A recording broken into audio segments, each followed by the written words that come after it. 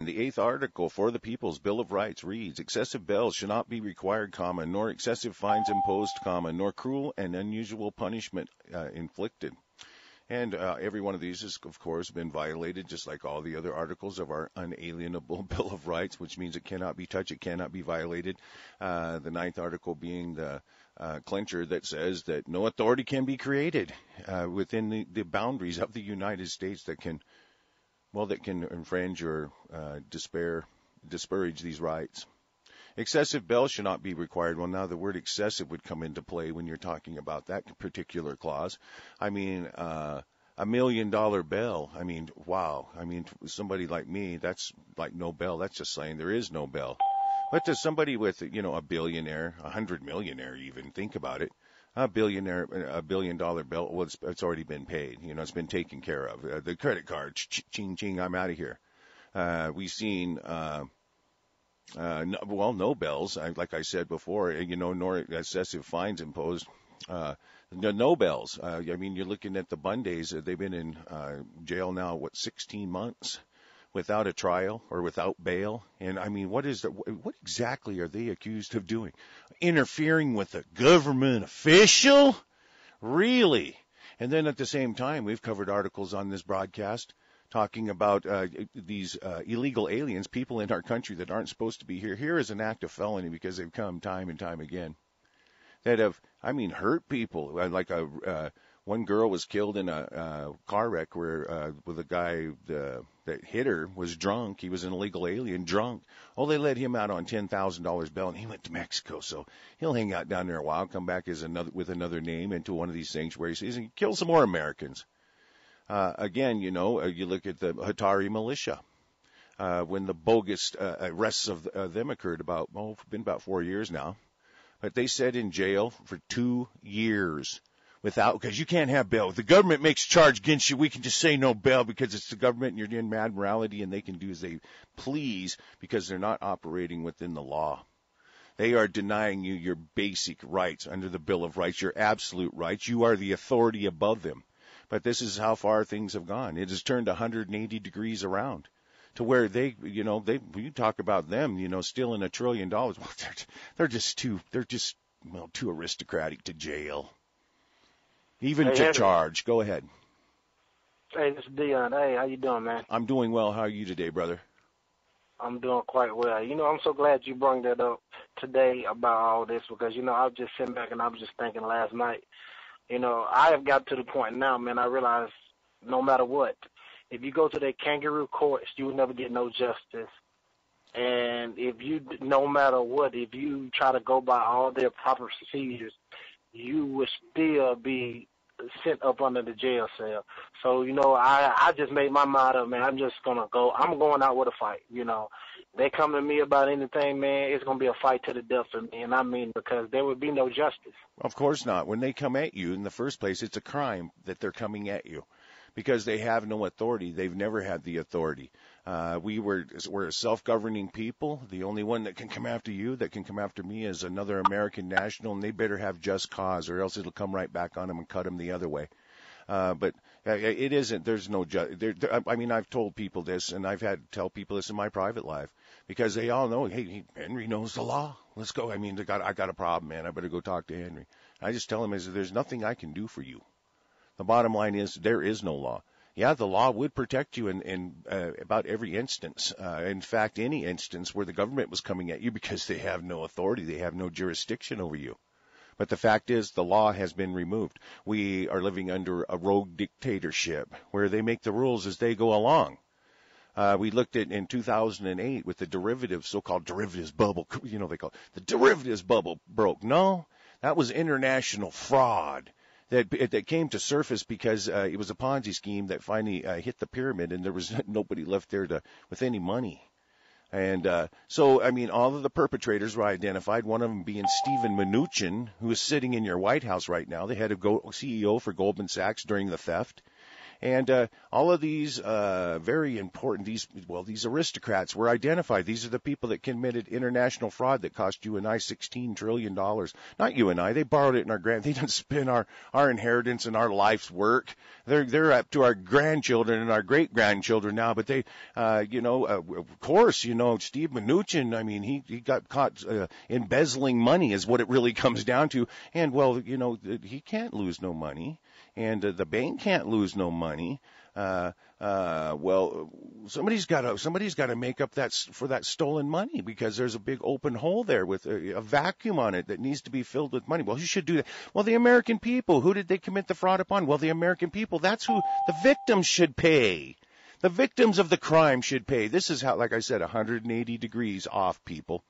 So we borrowed. How did we pay that, by the way? Well, that's right. We borrowed the money from Steve Mnuchin to give to Steve Mnuchin, so that we would, and now we owe that same money that we paid off his crime with to Steve Mnuchin with interest. And now they're here to use all of that wealth accumulated through that fraud to buy up our country. And then we can work for Steve Mnuchin as a slave, so we can have a bowl of rice and a fish head every day. That way we'll fit in with the rest of the world. No excessive fines imposed. I mean, again, here, excessive, the word excessive. An excessive fine, if you're a person barely making it, and, you got to the point to where you couldn't even afford insurance on your car. But you're trying to get to work, man. You have to. You got to eat. So they catch you with no insurance on your car. They impound your car. And, you lose your car to begin with, because you can't afford, God dang it, if you had the $200 to go to the impound yard, you'd have bought insurance with it. You didn't want your car taken. You didn't want to have to be in that situation. You got to get to work. Now you're walking or catching a ride if you can. But no, let's get them into court. And let's take this person who cannot afford $200 for insurance, and let's fine them $10,000 and let them go to some classes and. Now that is excessive. That's beyond excessive. It's outrageous. Not to mention, never in any jurisdiction for any of it. None of it. But then again, you take your billionaire, he just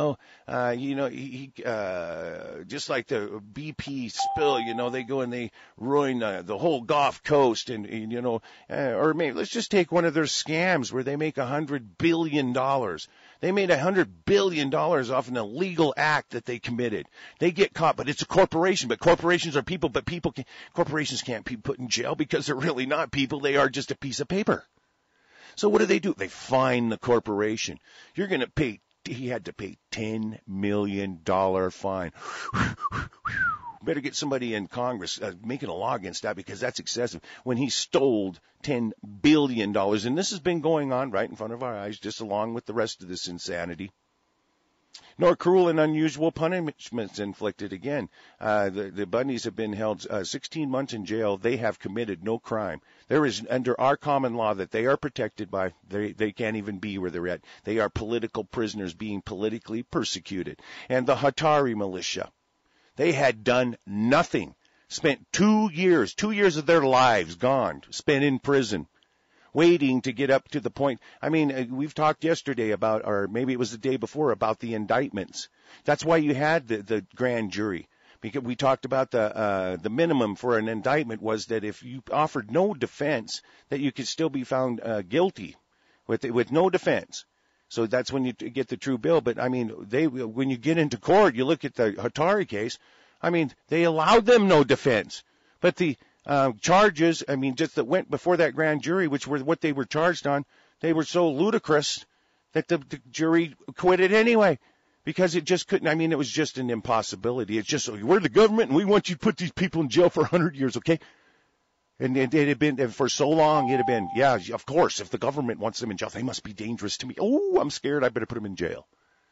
But it's finally reached a point to where it's, and again, up in Portland, Oregon, the acquittals. It's coming to the point to where they have pushed it so far that the common dumb person out there is seeing it for what it is. Excuse me, I got a cough. Oh, allergies.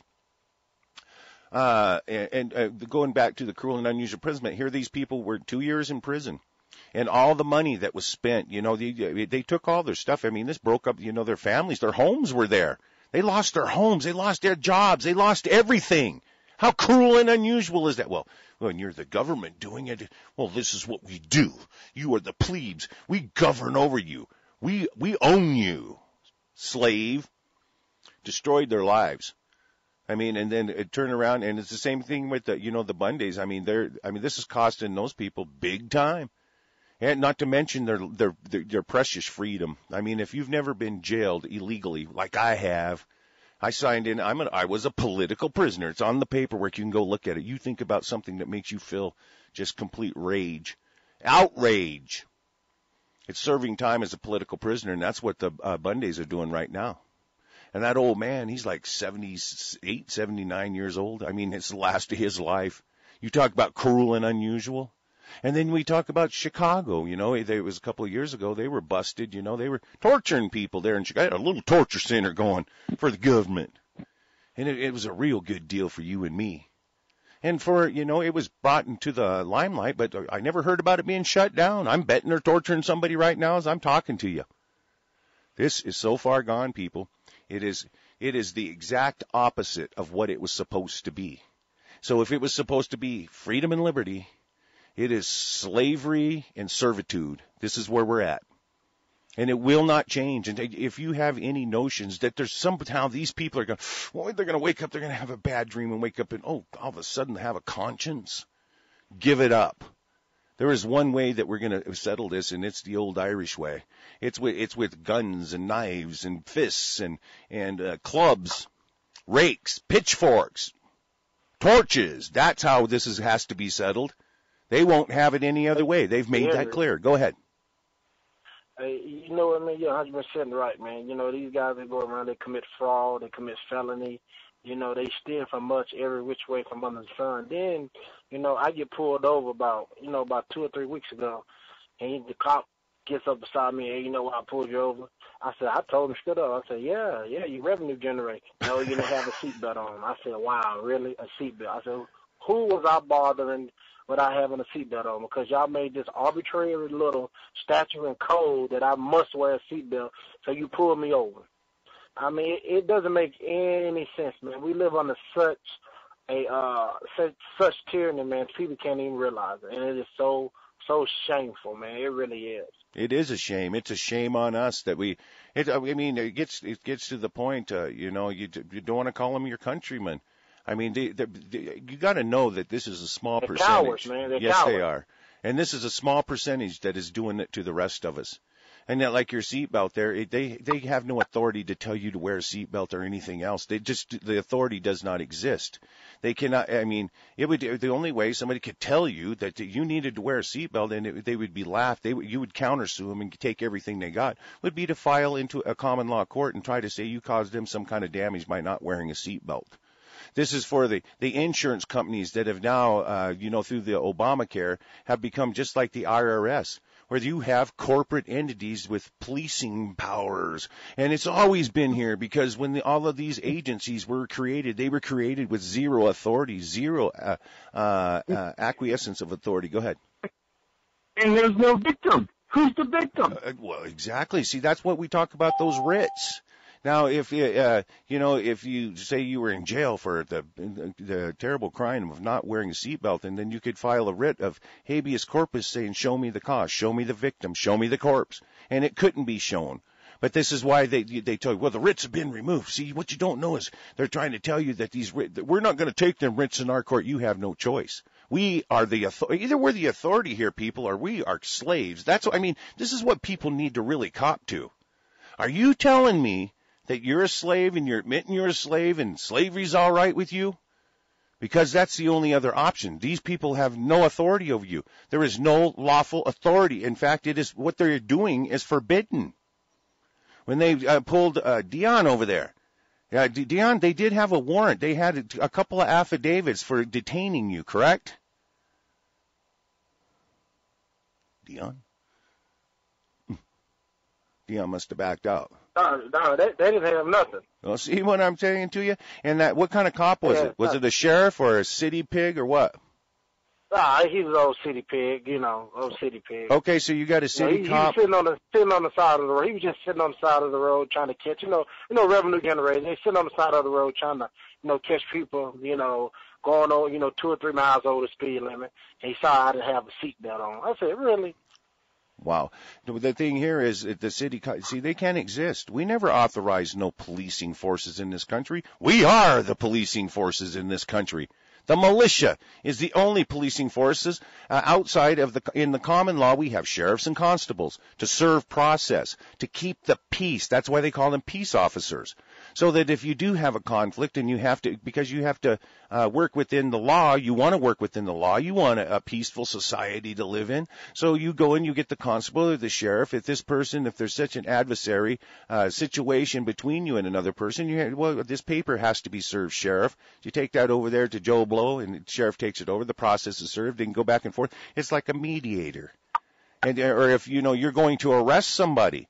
And with your right to arrest, and you're going to arrest him, you take the sheriff with you to make sure everything goes peaceable. You're going to go up and you're going to peaceably arrest them. But if they try to resist a lawful arrest that has been perpetrated through a true process of law within the common law, you have the right to arrest them anyhow. But I mean, this is what, again, 180 degrees backwards from what it's supposed to be. And every day we allow this to go on, it gets worse. I mean, you people have to realize that. I mean, we always hear about, they're coming up, the stock market's looking real good, and we got more than full employment. We got so much employment, we're plus over full employment. We're so employed, man, we need to get more people in here. That's how employed we are in this country.